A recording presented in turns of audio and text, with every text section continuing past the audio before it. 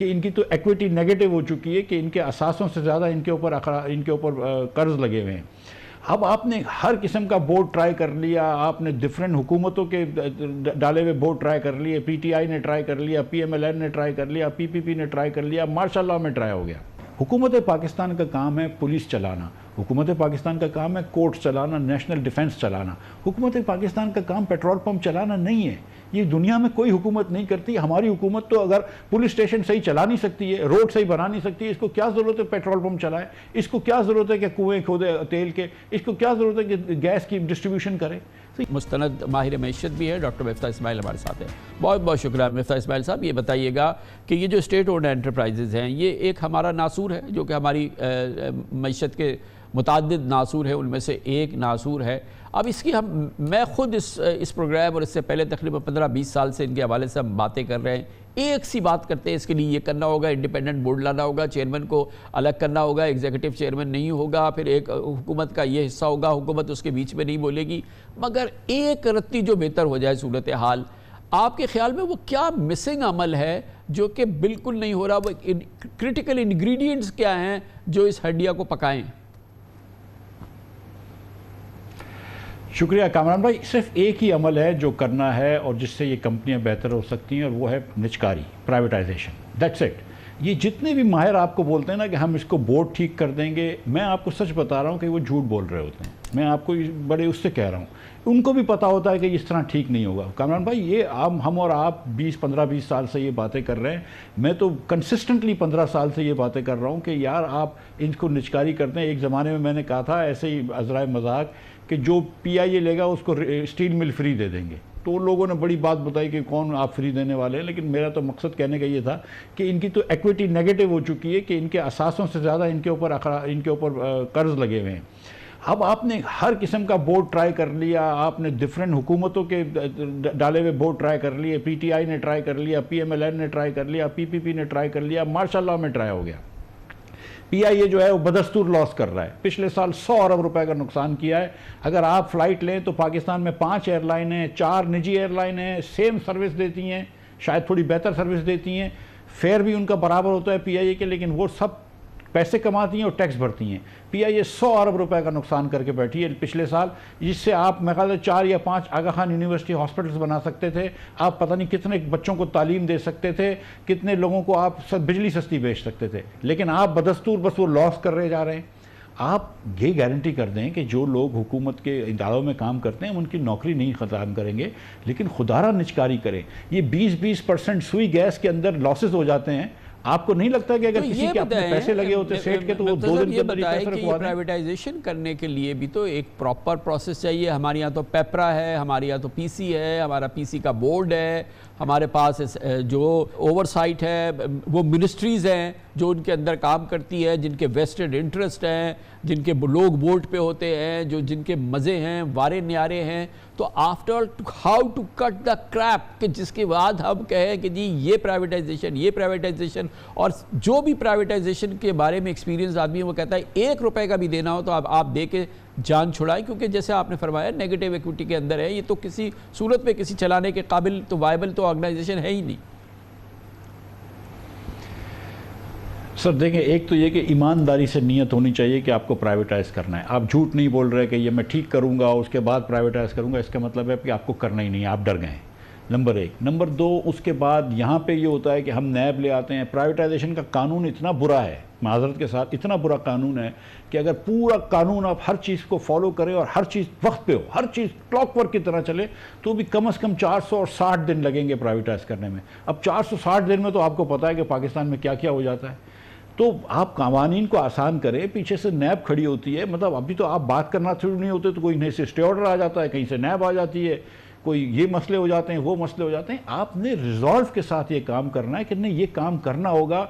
देखें, मैं आपको एक बात ये यकीन से बता रहा हूँ कि अगर आपने ट्रांसमिशन डिस्ट्रीब्यूशन लॉसेस में कमी लानी है, अगर आपने ये जो ख़ास तौर पे जो बहुत सारी हमारी डिस्कोज हैं जो कि बिल्कुल कलेक्शंस नहीं कर सकती बिलों का, उसके अंदर बिल कलेक्शन अच्छा करना है, अगर आपने ये यूएफजी कम करना है, निजकारी के अलावा कोई सलूशन नहीं है। हुकूमत पाकिस्तान का काम है पुलिस चलाना, हुकूमत पाकिस्तान का काम है कोर्ट चलाना, नेशनल डिफेंस चलाना। हुकूमत पाकिस्तान का काम पेट्रोल पंप चलाना नहीं है। ये दुनिया में कोई हुकूमत नहीं करती। हमारी हुकूमत तो अगर पुलिस स्टेशन सही चला नहीं सकती है, रोड सही बना नहीं सकती है, इसको क्या ज़रूरत है पेट्रोल पंप चलाए, इसको क्या ज़रूरत है कि कुएँ खोदे तेल के, इसको क्या ज़रूरत है कि गैस की डिस्ट्रीब्यूशन करे। तो ये काम अगर आप प्राइवेट सेक्टर को दे देंगे तो इकोनॉमी में इफिशिएंसी आएगी। जो आज आपको महंगी बिजली है और महंगी गैस है जिसके बदौलत आपकी इंडस्ट्री बंद होती है, इनसफिशिएंट गैस है जिसकी वजह से आपकी इंडस्ट्री बंद होती है, वो मसाइल इसलिए हैं कि ये प्राइवेट सेक्टर में नहीं है। नहीं तो आपको कलर टेलीविजन की तो शॉर्टेज नहीं होती मार्केट के अंदर। मिफ्ता साहब, ये जो आपको फिर हीटर उसकी की शॉर्टेज आर्गुमेंट तो नहीं आती होती है कि मार्केट में। आप एक इंडिपेंडेंट बोर्ड बनाएं, जैसे एक बार फिर आज एक और वजीर खजाना ने कहा कि डॉक्टर शमशाद अख्तर साहिबा ने फरमा दिया कि एक इंडिपेंडेंट बोर्ड बनाए, एक्सपीरियंस लोग ले आए, वो ऐसे लोग हो जिनके पास एक्सपीरियंस हो, वो बड़े प्रोफेशनल्स हो, कॉर्पोरेट वर्ल्ड का तजुर्बा रखते हो, उनका एमडी जो सीईओ जो है वो गवर्नमेंट उस पर इंटरवीन ना करे, फिर एक बोर्ड हम बना दें, उसके जो चेयरमैन हो वो अलग हो, ये अलग हो। ये सारी गुफ्तगू बार बार हम सुनते रहे हैं और ये क्यों इस पे अमल नहीं हो पाता है? ये क्या ये हल है कि गवर्नमेंट बना दे बोर्ड, गवर्नमेंट फिर जो है उस पर अपना स्टेक रख ले और फिर गवर्नमेंट दूर से देखे कि कैसी चल रही है? देखिए, शमशाद अख्तर साहिबा खुद एसएसडीसी की चेयरमैन है। उनको एसएसडीसी की चेयरमैन पीटीआई ने हुकूमत ने लगाया और पीडीएम की हुकूमत ने इनको वापस चेयरमैन बनाया। इसका मतलब है कि शमशाद साहिबा के तो कोई कंट्रोवर्सी नहीं है, तो इंडिपेंडेंट खातून है, कोई इनके ऊपर अल्लाह की मेहरबानी से कोई दाग धब्बा नहीं है, कोई इंटेग्रिटी का इशू नहीं है, राइट। वो चेयरमैन है, बड़ा अच्छा बोर्ड है एसएसडीसी का, इंडिपेंडेंट बोर्ड है, एमडी अलग है, चेयरमैन अलग है। क्या हो रहा है ज़रा देख के आ जाइए कि कितनी यूएफजी है। आप देख लीजिए कि कितना नुकसान हो रहा है। 2-2 साल तक बीच में ये लोग ऑडिट नहीं करवा सकते थे। आप देख लीजिए कि एसएनजीएपीएल का हाल क्या है, क्योंकि वो प्राइस नहीं कर सकते, प्राइस तो पॉलिटिकली फैसला होती है, पॉलिसी तो इस्लामाबाद में बन के आती है। तो ये कहना कि आप इंडिपेंडेंट बोर्ड करते हैं, भाई आपको काम ये। और दूसरा नुकसान जो होता है ना कामरान भाई, वो ये होता है कि क्योंकि ये गवर्नमेंट की एजेंसीज होती हैं, गवर्नमेंट की कंपनीज होती हैं, जब इनको नुकसान हो रहा था तो गवर्नमेंट इनके लिए सिंपैथेटिक हो जाती है, प्राइस बढ़ा देती है, बोझ आवाम पे आ जाता है। अगर आपका एक इंडिपेंडेंट विग्रस रेगुलेटर हो और ये प्राइवेट सेक्टर की कंपनियां, तो वो बोलेगा भाई तुम नुकसान करोगे, अगर तुम मैं ज़ाया कर आपसे रहे हो, कहूँ तुम आपका नुकसान करो। इतना ज़बरदस्त एक्सपीरियंस है, आपका गवर्नमेंट का एक्सपीरियंस है, आपका प्राइवेट बिजनेस का एक्सपीरियंस है, आपकी अपनी एजुकेशन है, कि मुझे ये 2 चीज़ें करनी है। मुझे एक पाकिस्तान स्टील, इससे जान छुड़ानी है, यानी कि जिसकी कोई वर्थ नहीं है। एक पाकिस्तान इंटरनेशनल एयरलाइन, ये पीआईए, इससे मुझे जान छुड़ानी है। ये मिसाल के तौर पे सिर्फ ये 2, ये मैं आपको टास्क कर दूं तो ये कितना मुश्किल काम है और कितने दिन में ये पूरा हो सकता है? पाकिस्तान स्टील पिछले मेरे ख्याल से कोई 8 साल से बंद है। 8 साल से आप लोगों को तनख्वाह दे रहे हैं, उस पर मुझे कोई हर्ज नहीं है, चलो जब तक वो रिटायर नहीं है। हाँ, 8 साल से बंद है। उसका सिर्फ पहले उन्होंने डिसाइड किया था कि उसको लीज कर देंगे किसी चाइनीज़ कंपनी को, वो सिर्फ एरिया। और बेसिकली मैं आपको सच बताऊं कि उसके ऊपर इतना कर्ज है एसएसडीसी का और इतना कर्ज है नेशनल बैंक का कि अगर वो कर्ज वापस नहीं देगा तो नेशनल बैंक की बैलेंस शीट ख़राब हो जाएगी, एसएसडीसी बैंकरप्ट हो जाएगी। तो हमने मैं जब था हुकूमत में था तो 13-17 के अंदर तो हमने ये हल निकाला था कि ये ज़मीन जो है स्टील मिल की एक्स्ट्रा, ये ज़मीन नेशनल बैंक और एसएसडीसी को दे दो, इनकी बुक 0-0 कर दो और उसके बाद ये ज़मीनें बेचते रहें। अब आपके पास यहाँ पे 15,000 एकड़, उसमें से चोरी भी हो गई है ज़मीन, कब्ज़ा भी हो गई है, अब 8,500 एकड़ सिर्फ ज़मीन रह गई है। 2,000 एकड़ ज़मीन तो कब्ज़ा हो गई है स्टील मिल की। तो जब 8,500 एकड़ ज़मीन रही है वो आप बेच दें, सस्ते दामों बेच दें, उससे 4 इंडस्ट्री लग जाएगी। और मसला ये हो गया स्टील मिल के अंदर कि जो नई इंडस्ट्री आज लगाते हैं आप स्टील की, वो इससे बहुत सस्ती लग सकती है, जिसके अंदर बिजली की बहुत ज़्यादा कंजम्पशन है, कम है कंजम्पशन। तो ये स्टील मिल तो वायबल ही नहीं रही। ये 1960 की रशियन स्टील मिल है, इसको कौन चला सकता है? लेकिन अगर आप इसको सस्ती बेचेंगे तो पीछे नैब खड़ा हुआ है। मतलब ये हमने अपने आप के लिए मसाइल कर रखे हैं ना। पीआईए हमने ये फैसले खुद ऐसे करे हुए हैं। सर पीआईए के अंदर मैं माजरत के साथ आप देखें 100 अरब रुपए का नुकसान है। पीआईए उस पर भी नुकसान करती है, इंटरेस्ट की वजह से भी नुकसान करती है, जिसको वो लेगेसी कॉस्ट कहते हैं। और पीआईए ऑपरेटिव नुकसान भी करती है। पीआईए को मुझे याद है कि 2016-17 में कुछ 17-18 अरब रुपए दिए गए थे कि आप नोज टू टेल जो है वो सीटें चेंज कर लें। वो पैसे लेके इन्होंने सीटें भी कोई चेंज नहीं हुई, पैसे खा गए।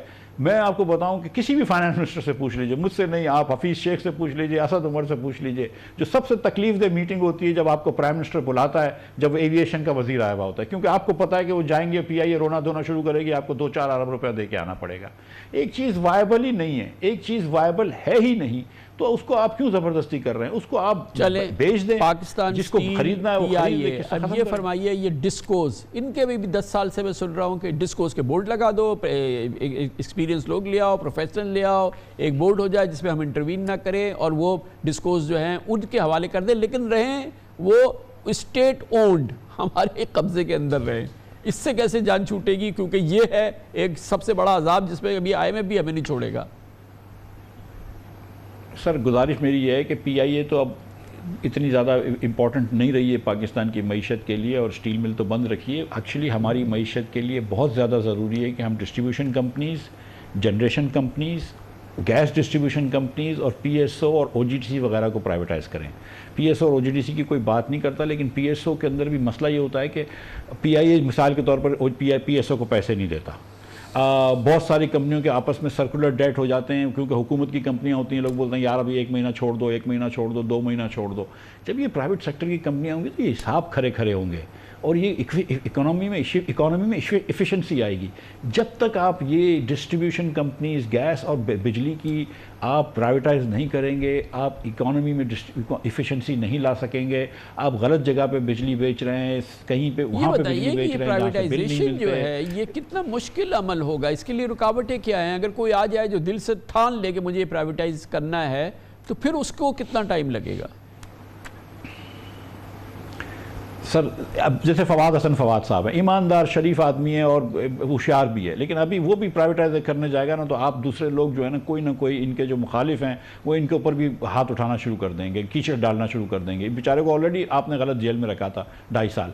अब होगा ये कि एक तो ये कि हमारे यहाँ भी जो हम अखबार वाले भी, जर्नलिस्ट भी, सियासतदान भी बहुत जल्दी लोगों को चोरी के ऊपर इल्ज़ाम लगा देते हैं। तो एक तो ये ज़रा सा केयरफुल रहना पड़ेगा, हम सबको सपोर्ट करनी पड़ेगी कि एक आदमी पाकिस्तान का काम कर रहा है, उन चीज़ों से जान छुड़वा रहा है जो हमारे लिए नासूर बन चुकी हैं, तो खुदारा उसको करने दो, उसको तंग नहीं करो। दूसरा ये कि फिर ये नैब के कवानीन को भी आपको देखना पड़ेगा, कोर्ट्स को भी जो है ना वो फ़ौरन से स्टे ऑर्डर नहीं देना पड़ेगा। एक एग्जाम्पल अगर कामरान भाई मुझे इजाज़त दें तो मैं देता हूँ। 2005 के अंदर मुशर्रफ साहब के ज़माने में OGDC के 10% शेयर बेचे गए थे $1 बिलियन के। सही। आज OGDC के शेयर्स जो है ना वो 100 के 100%, उसकी वैल्यू $1.38 बिलियन है। हमने उस कंपनी को 14% पे ले आए, पर पिछले 19 साल में हमने OGDC की वैल्यू श्रिंक करके, जो कि इंटरप्राइज वैल्यू उसकी जो 100 बिलियन थी, आज उसको हम 10 बिलियन थी, उसको हम 1.4 बिलियन पे लेके आ गए। यहाँ पे हम पाकिस्तान को लेके आए कि हम अपनी एंटरप्राइज वैल्यूज़ जो है वो 10% पे ले आएँ। तो ये कोई तरीक़ेकार है? अब यहीं पे रोक लें, अब इस जगह पे रोक लें, इस जगह पे रोक लें कहीं, इससे पहले कि ये भी सब नेगेटिव इक्विटी में चली जाए। बहुत बहुत शुक्रिया डॉक्टर मिफ्ताह इस्माइल साहब हमारे साथ मौजूद थे।